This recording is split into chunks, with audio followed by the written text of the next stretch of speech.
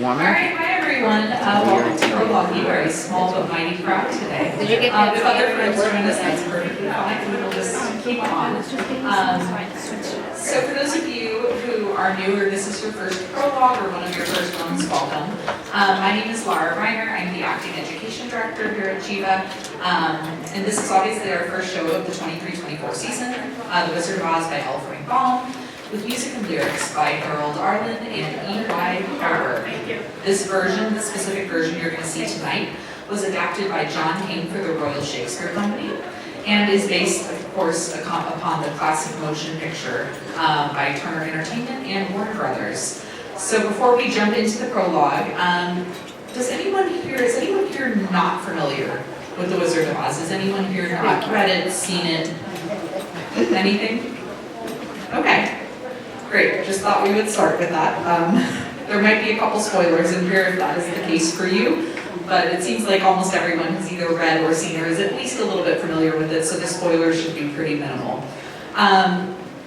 It truly is difficult to imagine a world without The Wizard of Oz. And in an article by Chloe Shama from the Smithsonian Magazine, she says the iconic images and phrases from The Wizard of Oz are just as important as the list of words that Shakespeare invented. Think about, maybe that's true for you and maybe it's not.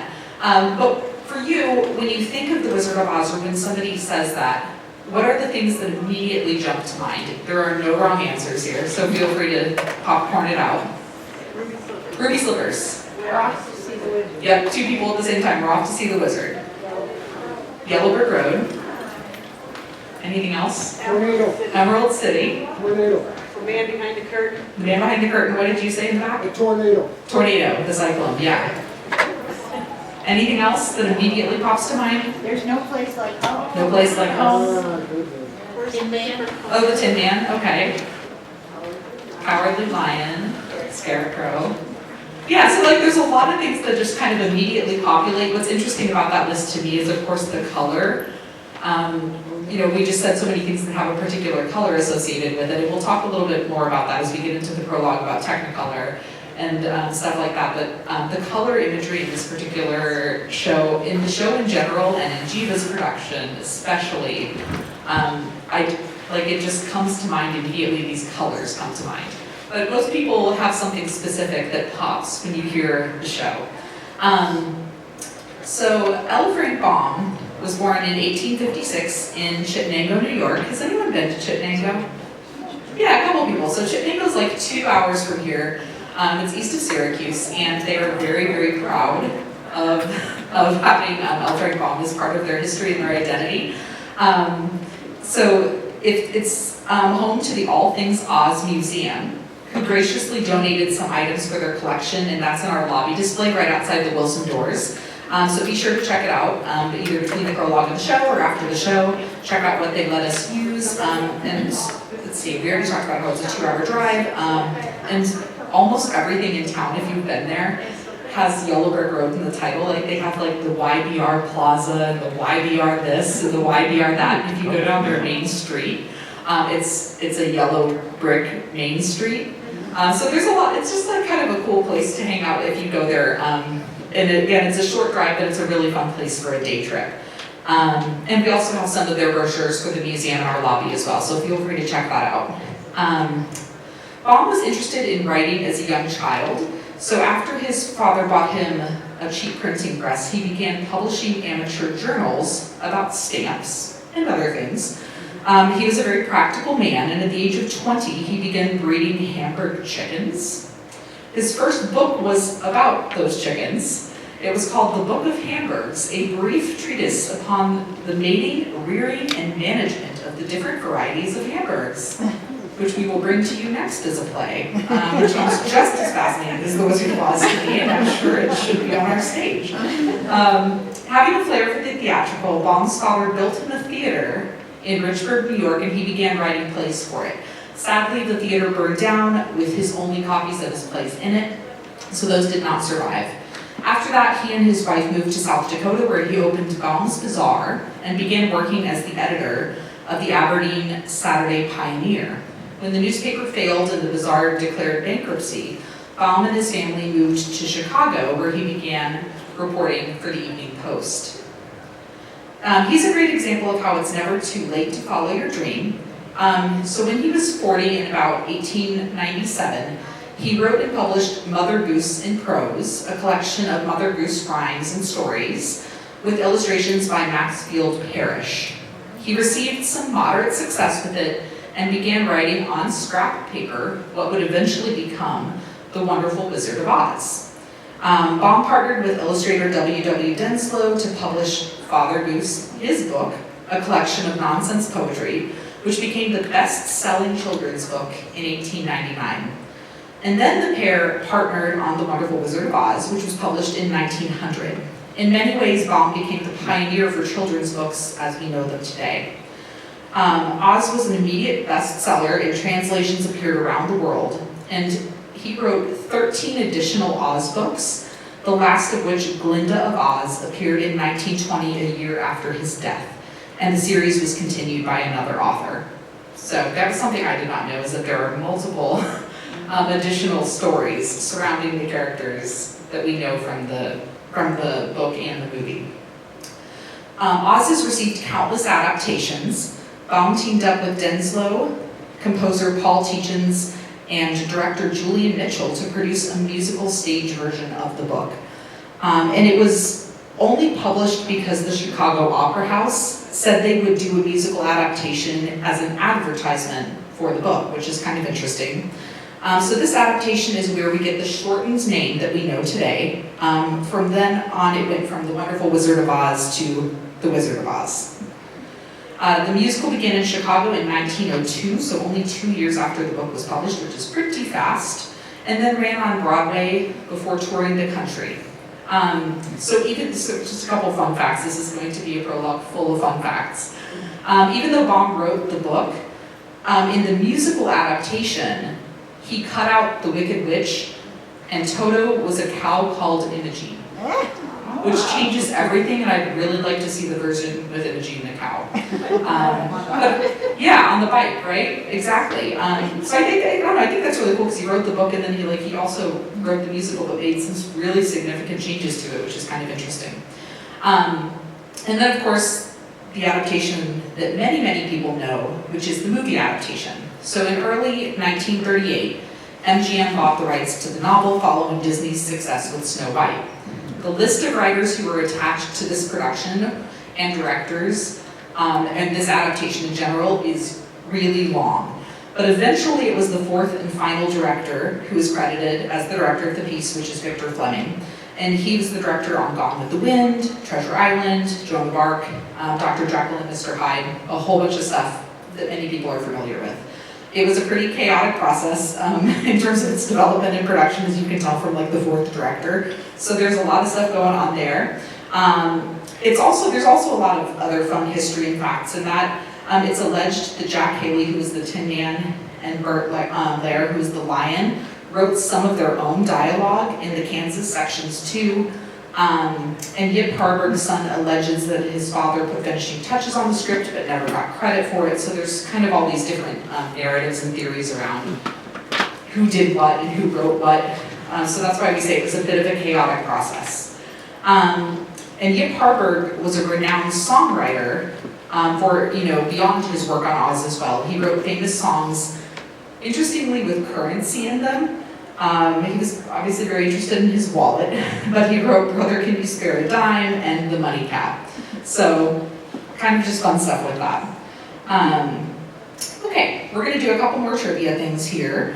The Kansas section of the movie was filmed in black and white and colored in sepia tone process, but the Oz sequences were filmed in 3-strip Technicolor. So as we start talking about that, and what's kind of interesting is that they painted the set to be really brown and gray to kind of add to that gloominess and that to emphasize the lack of color when we're in Kansas.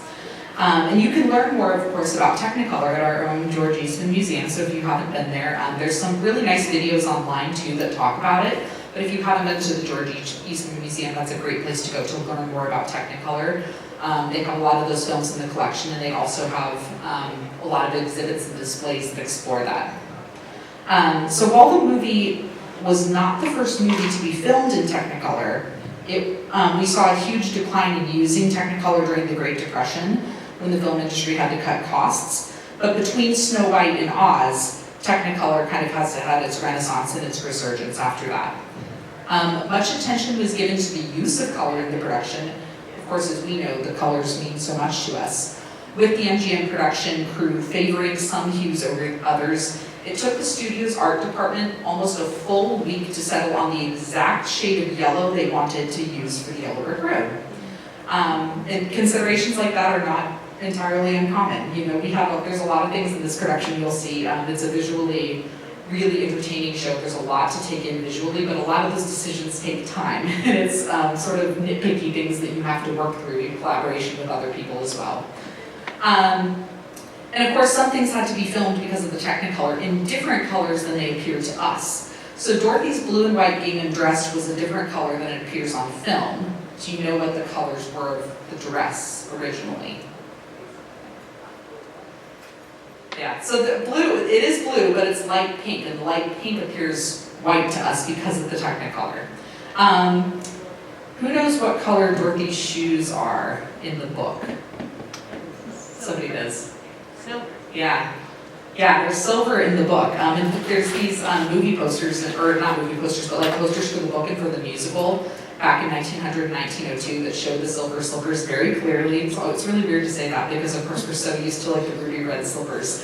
But they used red to emphasize the color. It's one of the most expensive movie props are those ruby red slippers. They're right up there with things like, you know, the lightsabers and everything else like that, but it's one of the most expensive ones, and there were multiple pairs, one pair of which is lost and is still lost. They don't, like, you know, whether somebody took it or has a private collection or where it is, they don't know. But it's just interesting to think that that the slippers were originally silver and they're so iconic as they're red. Other things to think about. So the temperatures on set often exceeded 100 degrees. The early Technicolor process required more light than a normal film production, which was not great for those in heavy costumes and stage makeup, which is so many of them. This must have been especially difficult for our Cowardly Lion costume, which included real lion pelts. I'm sure that was toasty. And then also the Wicked Witch, during one of the takes, she caught on fire and got third-degree burns. And the paint that they used on her, that green paint, was a copper-based paint, and it was incredibly toxic, and it took a really long time to get off. Like, it lasted for weeks after the filming. Once she was in it, she could only do a liquid diet, and she had to drink through a straw. Like, there are like all these wild facts about the filming of the movie. If you have time, that's kind of a fun hole to go down and explore, is all this interesting trivia from the movie. We were just talking about the lion's costume, so on the subject of animals, Terry, which was the name of the little female terrier who was Toto, was paid $125 a week, which is equal to $2,743 today. For comparison, Ray Bolger, who was the Scarecrow, and Jack Haley, the Tin Man, were each paid $3,000 a week, almost $65,000. Judy Garland, who most people, you know, identify as the star of the film, was paid $500 a week. So $3,000 for the Friends, $500 for Judy, which is about $10,840. For an example of pay inequity, the Munchkins took home less than half of Toto's salary at $50 a week, which is about $1,097. So it's just lots of things that are really fascinating about the history of the film itself. Something else that's fun to think about is the oil for our Tin Man did not show up well on film. It kind of showed up clear, so they used chocolate syrup as the oil. Yes, and Judy Garland almost did not get the part of Dorothy. They had someone else in mind originally. Do you know who that was? It's Shirley Temple. Yeah, Shirley Temple. And what's interesting about that is, of course, Judy Garland looked older than Shirley Temple, And because of that, because of how her body looked, they tried to find ways to make her look younger. So that led to a lot of hardship and trauma for her body on set in terms of the on-set rules about what she could eat, how much she could eat, all of those kinds of things, because they were trying to take somebody who was older and had a more developed body and have her appear to be a younger person. So that's, if you know a bit about Judy Garland, it's, you know, if you've done some reading or research on that, you know some of the challenges she encountered, the origins of which feel like they have roots here as well. Something else somebody told me today that I thought was a lot of fun that we were doing some research on is that somebody said that the name Oz came from Bob's filing cabinet. It was organized in 2 different cabinets, A through N and O through Z. And I was like, oh, that's kind of fun. I don't know if that's true, but that's kind of a delightful way to think about it when you think about the imagination of the story and just where stories come from. So just kind of wanted to share a couple of those things. Okay. So Geva's production of Oz that you're going to see today, a lot of it is inspired by movies. We're constantly sort of inundated with media and entertainment and news. So without revealing too much about what you're going to see, which is behind our curtain, our co-designers on the production, Mark Wendland and Theron Weininger, have included elements that you might see on a film set in their clever design after discussing the concept with our returning director, who saw it. Did anyone see Somewhere here last year? Yeah. Okay, so that's the same director as Somewhere. But you're gonna see things that feel really reminiscent of like filming the movie in interesting ways. So just kind of keep an eye out for that. And speaking briefly of television, and now we're going to talk a little bit about who you might see on stage. We're thrilled to welcome Rosé, who tied for 3rd place in season 13 RuPaul's Drag Race and was an audience favorite. She's been in RuPaul's Drag Race Work the World Tour before joining us at Geva, so we do have our own wonderful drag queen in the role of Glinda tonight. And every night. The whole company has been really incredible, but something that everyone usually likes to know is that we do have a live pit, we have a live orchestra, and they are beneath the stage, so you don't see them, but they are no less deserving of love and praise for what they do. They do a beautiful job. The music is really, really cool in this production, and they do a great job, so I just always want to point that out. Our cast is led by Savvy Jackson, who in the role of Dorothy, and we closed last season with Rodgers and Hammerstein's Cinderella, and Savvy recently made their Broadway debut in Andrew Lloyd Webber's Bad Cinderella. So that's just kind of a fun thing there. And we're really thrilled, of course, if you have seen any of the advertising for this production, we're thrilled to have Rochester's own Thomas Warfield as the wizard. So that's a fun one to look forward to. Before I open us up to any questions, I also want to share a really important section of an article by Salman Rushdie from The New Yorker about the film that resonates with this production. And he says, Oz finally becomes home. The imagined world becomes the actual world, as it does for us all. Because the truth is, once we leave our childhood places and start to make up our lives armed only with what we know and who we are, we come to understand that the real secret of the ruby slippers is not that there's no place like home, but rather that there is no longer any such place as home, except, of course, for the homes we make, or the homes that are made for us in Oz, which is anywhere and everywhere, except the place from which we began. So it's kind of it's just a different way to think about it. And this production in particular is a real celebration of a lot of different things. It celebrates found family. It celebrates different definitions of what home is and what it means and what it can be. It celebrates personal journeys and identity journeys, and it celebrates the LGBTQ community. And you're going to see that on stage tonight. That this is a very different adaptation of it. But of course, as we think about the journey of the 3 friends with Dorothy, what they're in search of, what home means, what those journeys look like, all of it just fits so beautifully within the story of The Wizard of Oz. Does anyone, oh, and the other thing I want to be sure to share with you tonight is after the show, there's going to be a Geva Insights discussion, so if you want to stay for that, you're more than welcome. They'll make another announcement about it, so you don't have to remember that, but I did want to let you know that that's coming up tonight, and you're welcome to stay. Any questions? Yeah. Did the Hollywood writers or actors strike? Thank you.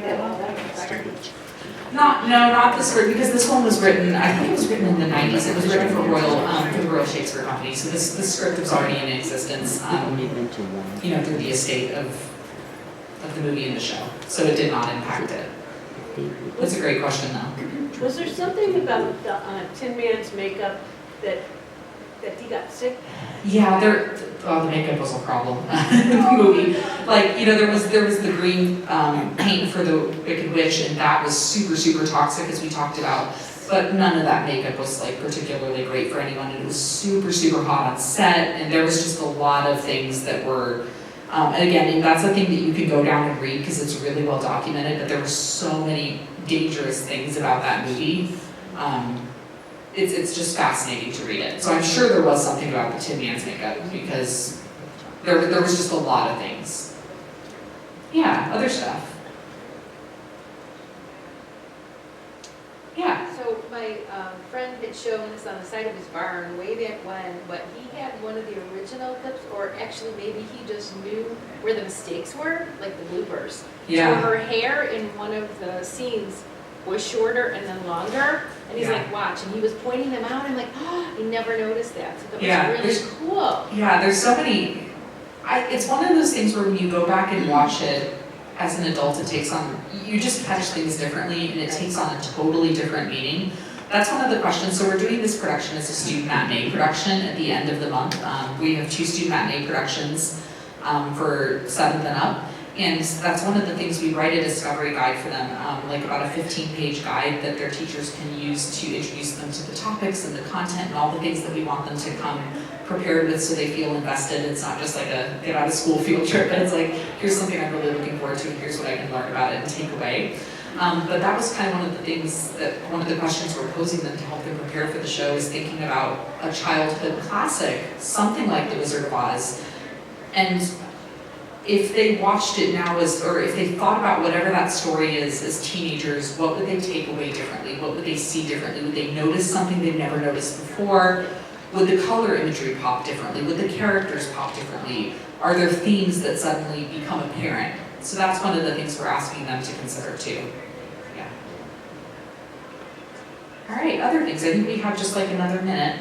Yeah. This isn't really a question, but it's a comment that I think it was a song by Brett about how Oz didn't give nothing to the Tin Man that he didn't already have. And I thought, as far as themes go, that might be an interesting. Yeah, that's absolutely true. And you'll hear that line in this production too, where they talk about everything you needed was already within you. You just had to go on the journey to find it. And that ties in so beautifully to the way that she was presenting this production and the things that we're choosing to explore in this production too. But thank you for bringing that up. That absolutely ties in a really meaningful, impactful, beautiful way. That everything we have is already within us. All right, great. I think it's time for me to wrap up, and I know that I have to ask you to do that terrible thing where I'm like, I know you've just gotten seated, but you have to leave. There's a couple things that the tech crew has to do before we can have the folks in the theater. So I'm going to ask everyone to please head out. Just remember about the lobby display from the museum. They go out in the lobby, the post-show insights discussion, and then I'll just hang out right over there for a couple of minutes if you have any questions that you didn't get a chance to ask. But we'll go ahead and clear out. Thanks again so much for coming to Prologue. Enjoy the show. It's really, really beautiful and entertaining and just visually stunning. So I'm sure you'll have a great time tonight.